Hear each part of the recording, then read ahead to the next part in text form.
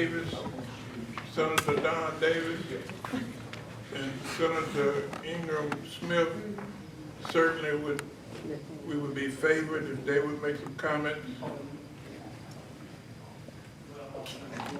Absolutely.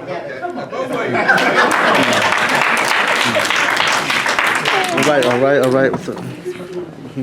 Tell us how we're going to win big and take back Raleigh and the state. Absolutely, Mayor Yates is so correct about Congressman Butterfield. If you can walk among kings, but don't lose touch with the common man.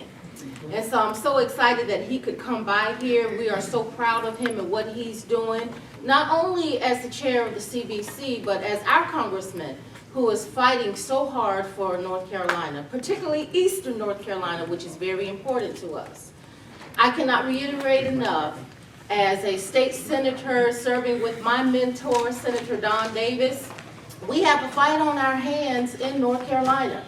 And we need more Democrats in the North Carolina legislature on the House side as well as the Senate side. We need people who understand the impact and what is at stake. So in this election, the most consequential election of our lifetime, we have an opportunity to look out for the common man. We have an opportunity to stand up for those who have been unheard and underserved. We have that opportunity to show up and show out at the polls, make history once again, and elect the first woman to serve as president of these United States of America, and I believe that's at the top of the ticket. We also have an opportunity to send another Democrat to represent us in the nation's capital when we elect the next U.S. Senator from North Carolina as a Democrat, Deborah Ross. That is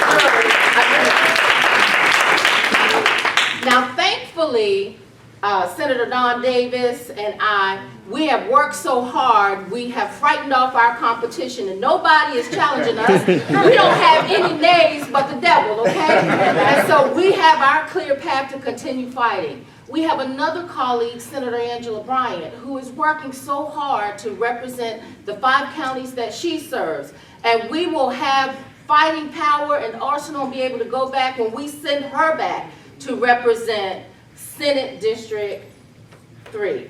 Senate District, she's in Senate District 4.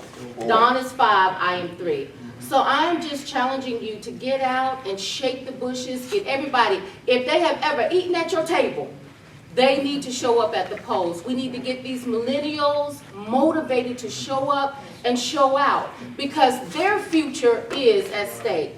I was looking, I said, okay, I had several events today and I was trying to get here and I'm gonna say this and I'm done. And I said, okay, I'm gonna show up to eat together, okay? This is meal time.